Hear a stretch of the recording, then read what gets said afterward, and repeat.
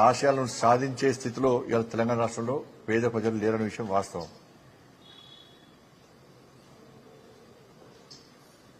స్కూళ్ళుంటే, పాఠశాలలుంటే టీచర్లు లేరు, టీచర్లుంటే పాఠశాల భవనాలు లేవు, పాఠశాలలు టీచర్లు ఇద్దరుంటే కనీస వసతులు లేవు, చాక్ పీసులు డస్టర్లు కొనుక్కునే పైసలు కూడా లాస్ట్ బడ్జెట్ కూడా లేని పరిస్థితి.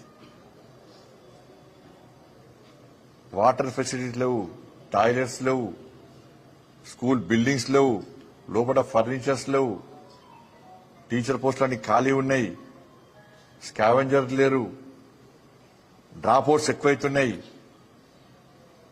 విద్యా విషయంలో విద్యార్థులను ప్రోత్సహించేటువంటి పరిస్థితి లేదు. ఇవన్నీ ఉన్నాయి.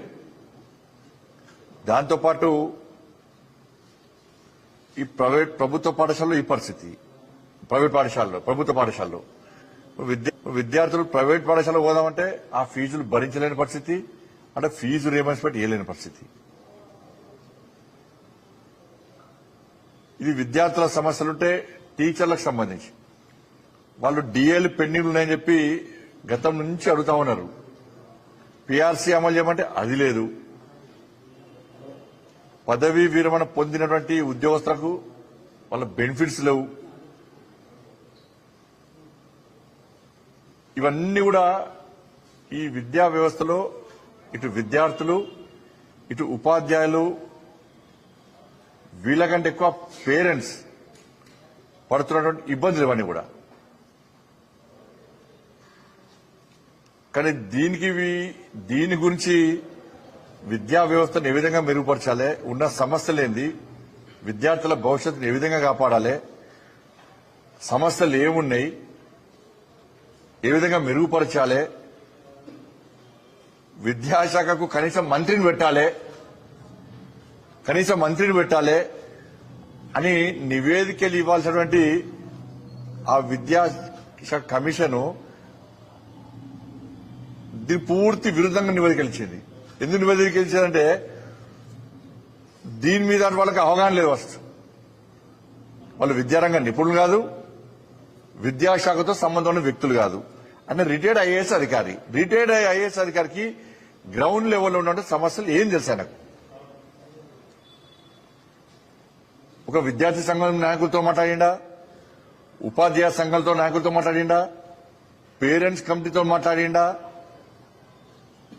విద్యార్థులతో మాట్లాడిండా, ఎవరితో మాట్లాడి ఏ మాట్లాడలే. ఏ స్థితిలో కూర్చున్నారు.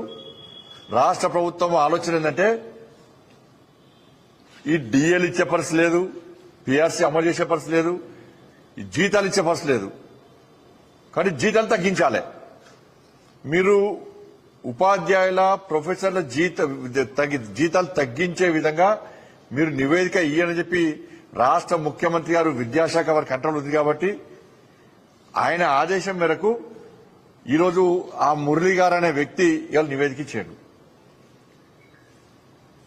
ప్రపంచంలో ఆదర్శవంతమైనటువంటి విద్యను అందించే దేశము ఫిన్లాండ్. ఆదర్శవంతమైనటువంటి విద్యను అందించే దేశం అది. ఆ దేశంలో ఉపాధ్యాయులకు, ప్రొఫెసర్లకు మాత్రమే అన్ని శాఖల్లో ఎక్కువ జీతాలు ఉన్నాయి వాటి. అందుకే అది ఆదర్శవంతమైన విద్య అందించేటువంటి విద్య అందించడంలో ప్రముఖ స్థానంలో ఉన్నది. ఆదర్శంగా ప్రపంచం అంతా కూడా ఆదర్శంగా తీసుకుంటున్నారు వాళ్ళు. కానీ వీళ్ళు ఉపాధ్యాయులకు జీతాలు తగ్గించడం అర్థం కాదు. ఇప్పటికి దేనికోసం తగ్గిమంటున్నారు జీతం? ఇప్పుడు జీతాలు తగ్గిస్తే విద్యా వ్యవస్థ మెరుగుపడుతుందా? జీతాలు తగ్గించమన్నారు. జీతాలు తగ్గిస్తే విద్యా వ్యవస్థ మెరుగుపడుతుందా? విద్యార్థుల భవిష్యత్తు బాగుపడుతుందా?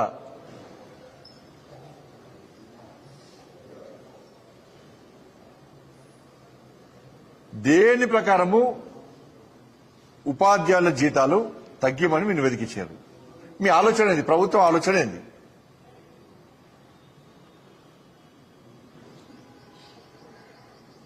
వాళ్ళ ప్రభుత్వ పాఠశాలలో చదువుకునేది పేద పిల్లలు, పేద కుటుంబాలకు సంబంధించిన వాళ్ళు ఏం రిపోర్ట్ ఇచ్చారు? 35 మార్క్స్ కు పాస్ ఉండే దాన్ని 45 చేసారు.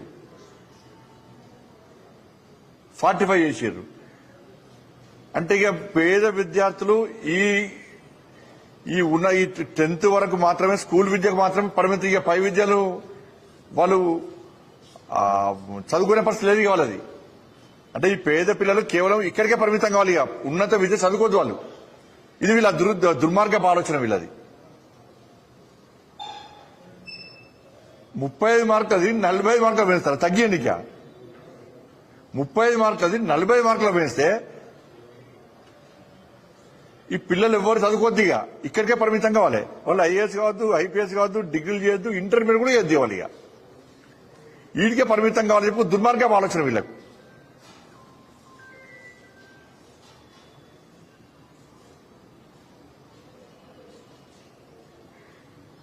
ఇలా 30-20 సంవత్సరాలు సీనియారిటీగా ఉండి అదే వృత్తిలో ఉండి ఈ విద్యారంగానికి సేవలు అందిస్తున్నటువంటి ఉపాధ్యాయులకు వాళ్ళ ఎలిజిబిలిటీ ప్రకారము హెడ్ మాస్టర్ గా ప్రమోషన్స్ ఇస్తారు. ఇది నడుస్తా ఉన్నది. ఇది కాదని చెప్పి డైరెక్ట్ రిక్రూట్మెంట్ చేయాలి హెడ్ మాస్టర్.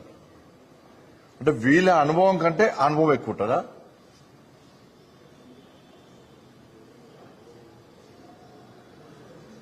నేను మొదట్లోనే వీళ్ళ విద్యా కమిషన్ మెంబర్కి చేసినప్పుడే వ్యతిరేకించిన. వీళ్ళ భావాజాలమే కరెక్ట్ కాదు. వీళ్ళ ఆలోచన అంతా కూడా మావోయిస్టు ఆలోచన వీళ్ళందరిది కూడా. అయినా ఆ భావాజాలం ఉన్న వ్యక్తి ఇవాళ రేవంత్ రెడ్డి గారి ద్వంద్వ విధానాలు,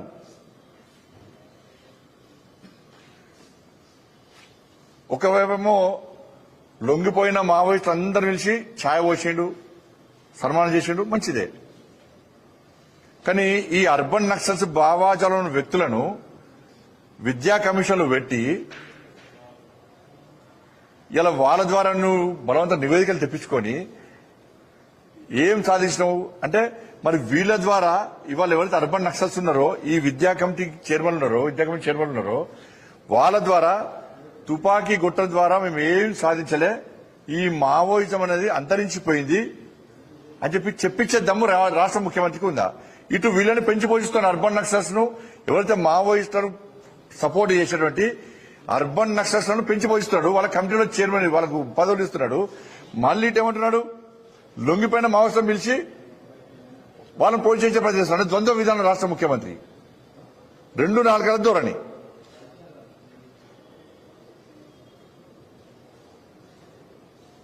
కాబట్టి వీళ్ళను విద్యా కమిటీలు వేసినప్పుడే నేను దాన్ని వ్యతిరేకించిన. ఇది కరెక్ట్ పద్ధతి కాదు.